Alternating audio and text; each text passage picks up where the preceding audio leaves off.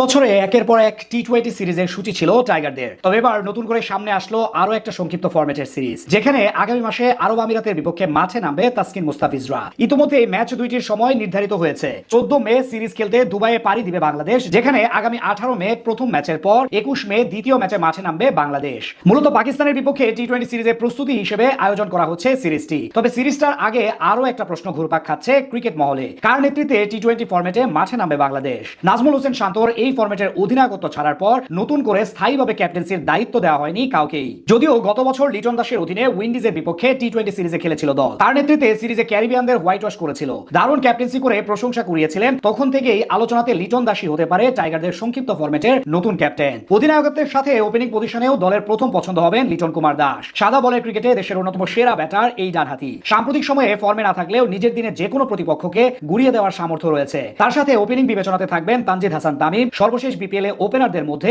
সবচেয়ে বেশি রান করেছিলেন এই ক্রিকেটার। এছাড়াও ব্যাকআপ ওপেনার হিসেবে থাকতে পারেন পারভেজ হোসেন ইমন। 3 নম্বর পজিশনে থাকবেন বাহাতি ব্যাটার সৌম্য সরকার। আর তাতে কপাল পুড়তে পারে নাজমুল হোসেন শান্তর। টেস্ট ও ওয়ানডেতে দলের সেরা পারফর্মার হলেও সংক্ষিপ্ত ফরম্যাটের সাথে একদমই মানিয়ে নিতে পারছেন না টাইগার কাপ্তান। অন্যদিকে টপ অর্ডারে দলের ভরসা হবেন তাওহিদ হৃদয়। ফিনিশিং এ দলে দেখা যাবে শামীম হোসেন পাটোয়ারিকে। বিপিএল এর পর ডিপিএল এও দারুণ ফর্মে রয়েছেন এই ক্রিকেটার। তার সাথে শেষ দিকে ঝড় তোলার দায়িত্ব পড়বে জাকের আলী অনিকের উপর। সাম্প্রতিক সময়ে 3 ফরম্যাটেই ধারাবাহিকভাবে হাসছে তার ব্যাট। স্পিন বিভাগে দলের কান্ডারি হবেন শেখ মাহেদী হাসান। টি-20 ফরম্যাটে বল হাতে নিয়মিতভাবে পারফর্ম করে যাচ্ছেন এই ক্রিকেটার। তার সাথে জুটি গড়বেন বাহাতি স্পিনার নাসুম আহমেদ। সংক্ষিপ্ত ফরম্যাটে 7 নিচে ইকোনমিতে বল করেছেন। তাদের সাথে স্পিন ডিপার্টমেন্টে দেখা যাবে মেহেদী হাসান মিরাজকে। তাদের সাথে স্পিন ডিপার্টমেন্টে থাকবেন লেগ স্পিনার রিশাদ হোসেন। অপরদিকে পেস ইউনিট নির্বাচন নিয়ে মধুর সমস্যায় পড়তে হবে নির্বাচকদের, কেননা দারুণ পারফর্ম করে স্কোয়াডে সুযোগ পাওয়ার দাবি জানিয়ে রেখেছে একাধিক পেসার। তবে পেস ইউনিটে 1 নম্বর পছন্দ হবেন তাসকিন আহমেদ। ডেথ ওভারের বোলিং এর সামর্থ্য বিবেচনায় এগিয়ে থাকবেন হাসান মাহমুদ। এছাড়াও স্কোয়াডে থাকবেন মুস্তাফিজুর রহমান ও স্পিড স্টার নাহিদ রানা।